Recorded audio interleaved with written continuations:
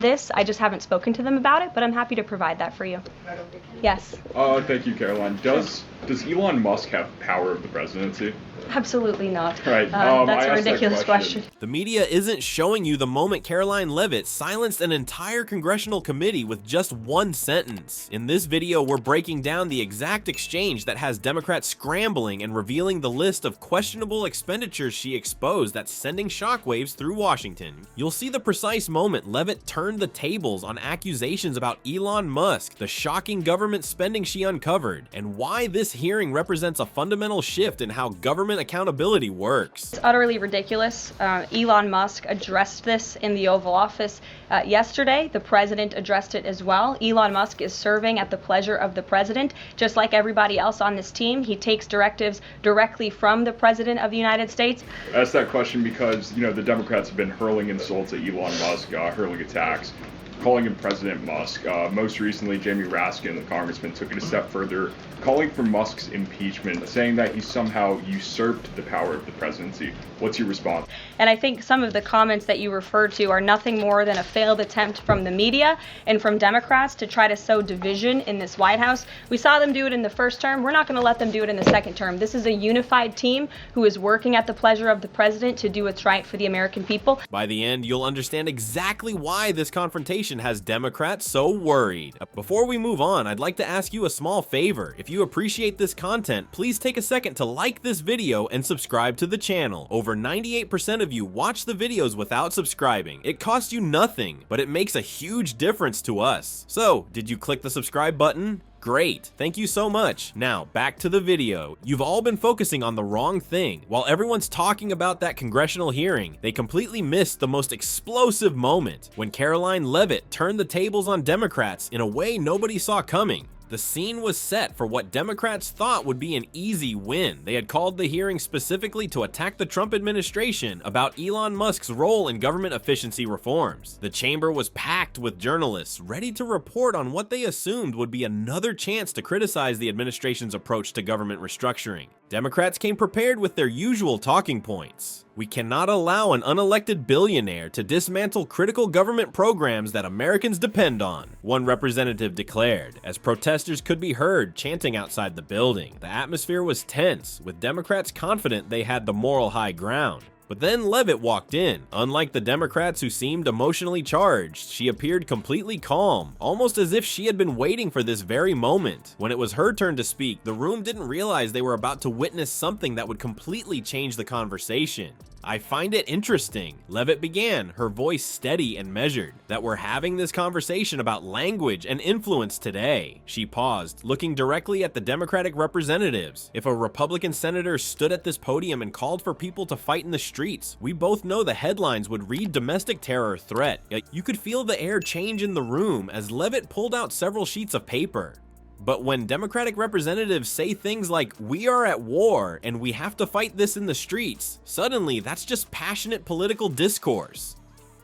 She then proceeded to quote several prominent Democrats verbatim, using their own words against them. The room fell completely silent, that uncomfortable kind of silence where everyone suddenly realizes they've been caught in their own hypocrisy. Leavitt seized on that moment, asking the question that nobody wanted to address. So what now? Are we just openly calling for political violence these days? When one Democratic representative tried to dismiss these quotes as merely figures of speech and common political rhetoric, Leavitt refused to let it slide. Interesting how these figures of speech only work in one direction, she responded, her calm demeanor making the point even more devastating. What happened next was even more remarkable. Instead of getting pulled into a back and forth argument, Leavitt methodically redirected the conversation to what actually matters to American voters. She pointed out that President Trump received a clear mandate from voters to make government more efficient, and that bringing in outside expertise like Musk's was exactly what the American people had voted for. The American people are tired of watching their tax dollars disappear into inefficient government programs, she said. They voted for change, not for maintaining a bloated system that serves bureaucrats more than citizens. The Democratic representatives looked increasingly uncomfortable as Leavitt continued dismantling their narrative point by point, but it was her next statement that truly silenced the room. Rules for thee, but not for me. That's what Americans are sick of. They see the double standard, how there's one set of rules when Democrats say something and a completely different standard when Republicans say the exact same thing. You could practically hear a pin drop in that hearing room. Several journalists who had come expecting to write a very different story were furiously taking notes, realizing the narrative had completely flipped. A few Democratic staffers in the back were frantically texting, likely trying to figure out how to respond to this unexpected turn of events. What made this moment so powerful wasn't just what Leavitt said, but how she said it. There was no shouting, no theatrics, just a calm, methodical exposure of a glaring double standard that has existed in Washington for years. By maintaining her composure while Democrats grew visibly frustrated, she only reinforced her point about the contrast in standards. As Democrats struggled to formulate a response that wouldn't further incriminate them in their hypocrisy, Leavitt had already moved on, setting the stage for her next revelation. The dynamic in the room had completely shifted. What was supposed to be an offensive against the Trump administration had turned into a defensive scramble for Democrats. The room fell silent as Leavitt reached for a thick folder that nobody had expected her to bring. Democrats thought they'd weathered the worst of her rebuttals, but what came next left them visibly stunned. Karoline Leavitt wasn't just there to defend, she was there to expose. Now that we've cleared up that hypocrisy, Leavitt said with a calm confidence that made Democrats shift uncomfortably in their seats, let's talk about where your tax dollars are actually going. The folder she opened contained what appeared to be financial statements, actual receipts of government spending that told a story few Americans had ever heard. The press gallery, normally buzzing with the tapping of keyboards and whispered commentary, went eerily quiet as Leavitt revealed her bombshell. USAid, the United States Agency for International Development, had been quietly channeling millions of federal dollars directly into media initiatives. But these weren't just any media outlets receiving government handouts. They were specifically progressive news organizations like Politico. These outlets have pretty much never been profitable, Leavitt stated matter-of-factly, her voice clear in the now silent room. They've been kept afloat by corrupt federal handouts. The journalists present, many from the very publications she was talking about, looked down at their notepads, suddenly finding themselves part of the story they were supposed to be covering. Then came the moment that truly electrified the hearing room. Leavitt looked directly at the press gallery and delivered a line that sent shivers through the assembled reporters. It's funny you'd think a room full of reporters would be a little more interested in the fact that millions of taxpayer dollars have been used to prop up your colleagues. The accusation hung in the air. These weren't just aligned media outlets. They were literally on the government payroll. The implications were staggering. How could Americans trust independent journalism if those outlets couldn't even survive without government funding? Alexandria Ocasio-Cortez, visibly agitated, finally broke the silence. "This is a reckless and dangerous accusation," she declared, her voice rising with indignation. But Leavitt didn't flinch. Instead, she calmly held up the documents in her hand and replied with devastating simplicity, "It's not an accusation, it's a financial statement. It's all right here." The room grew even quieter as journalists frantically scribbled notes, their expressions betraying a mix of professional interest and personal concern. Leavitt methodically laid out how these media outlets weren't just aligned with Democrat policies, they were literally being paid to promote them through government funding channels. But Leavitt was just getting started. She revealed that USAid operates with a staggering $50 billion yearly budget, suggesting that hundreds of billions in taxpayer dollars had potentially been misused over the years, if not just outright stolen. The scale of the potential misappropriation left even veteran lawmakers visibly shocked. Then came the specific examples that truly left Democrats speechless. Leavitt methodically read through a list of expenditures that sounded more like satire than actual government spending. $2 million for sex changes in Guatemala, she stated, pausing to let that sink in. $6 million to fund tourism in Egypt, she continued, each example more outrageous than the last. $4.5 million to combat disinformation in Kazakhstan.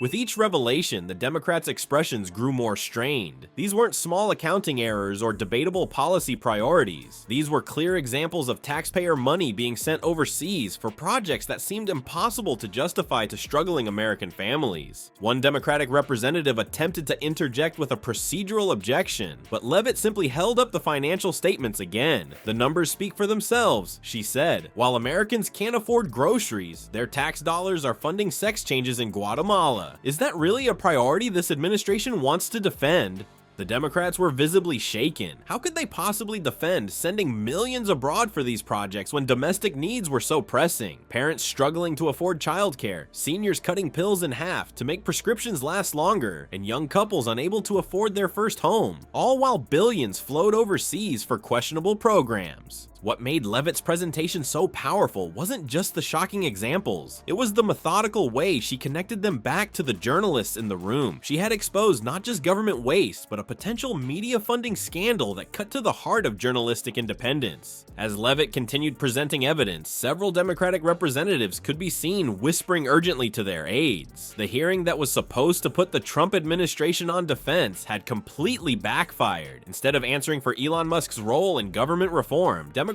found themselves unable to explain why billions in taxpayer dollars were being spent on foreign projects while Americans struggled. Those urgent whispers among Democratic representatives were just the beginning of what insiders are calling the Great Unraveling. What cameras caught next reveals exactly why mainstream media outlets have desperately avoided showing the full footage of this hearing. Their own expressions told the whole story. The atmosphere in that hearing room underwent a seismic shift that nobody in mainstream media wants to talk about. As Leavitt's testimony continued, the power dynamics visibly transformed before everyone's eyes. Senator Josh Hawley could barely contain himself, caught on camera smirking and occasionally chuckling while watching Democrats squirm. Meanwhile, those same Democrats who had walked in with such confidence were now exchanging tense glances, the realization dawning on them that they'd orchestrated their own political trap. But here's where things got really interesting. The press gallery, usually a picture of journalistic composure, descended into barely concealed panic. These reporters, who had arrived ready to write scathing critiques of the Trump administration, were now frantically typing on their phones and laptops. Some were stealing nervous glances at each other as Leavitt systematically exposed how their own industry had been propped up with taxpayer dollars. Can you imagine sitting there as a journalist, hearing someone reveal that your entire professional world was essentially funded through government handouts? Talk about an awkward moment. What made Leavitt's performance even more devastating was her composure throughout the entire ordeal. She never raised her voice, never showed frustration, just calmly presented fact after damning fact. This controlled delivery only highlighted how rattled the Democrats appeared by contrast. The more collected she remained, the more their discomfort became apparent to everyone watching. Then came the knockout blow that left Democrats completely speechless. The reason this is such a problem for them, Leavitt stated confidently, is because they're finally realizing something. Their entire political presence is fake.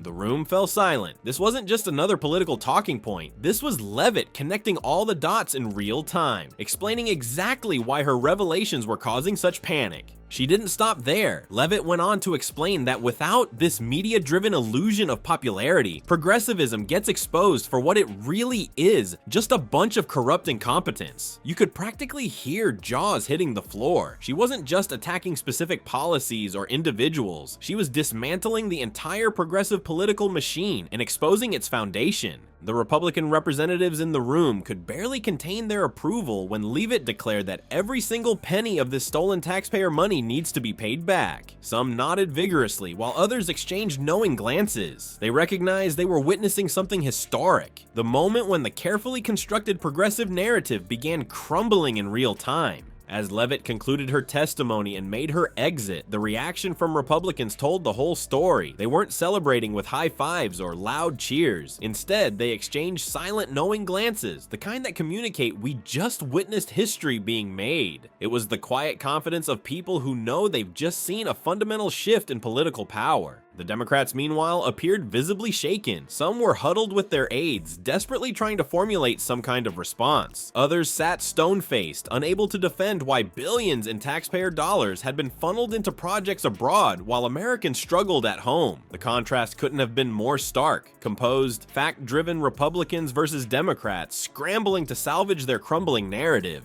That hearing didn't simply conclude, it transformed into a turning point that signals a fundamental shift in government accountability. accountability. The mainstream media coverage that followed focused heavily on the explosive nature of Leavitt's testimony, with headlines like White House press secretary dismantles Democratic narrative and explosive hearing dominating the airwaves. But even these reports couldn't capture the full impact of what transpired in that room. What we witnessed in that hearing room wasn't just a political victory, it was a seismic shift in the conversation about government accountability. The hearing has become a true turning point in Washington, forcing a long overdue discussion about transparency and misuse of taxpayer funds. As Leavitt's remarks continue generating widespread media coverage, the American public is demanding answers about where their hard-earned money has been going all these years. This moment transcends partisan politics. For perhaps the first time, Americans are getting a clear view of the machinery that's been operating behind the scenes, a system that's funneled billions into programs that never served the people who funded them. The real question now isn't if Democrats can recover from this bombshell revelation, it's whether this exposure will finally lead to the kind of transparency Americans deserve. Will this be the catalyst that changes how government accountability is perceived forever? The public's reaction suggests we may be witnessing the beginning of a major shift in how Washington operates. Don't forget to share your thoughts below.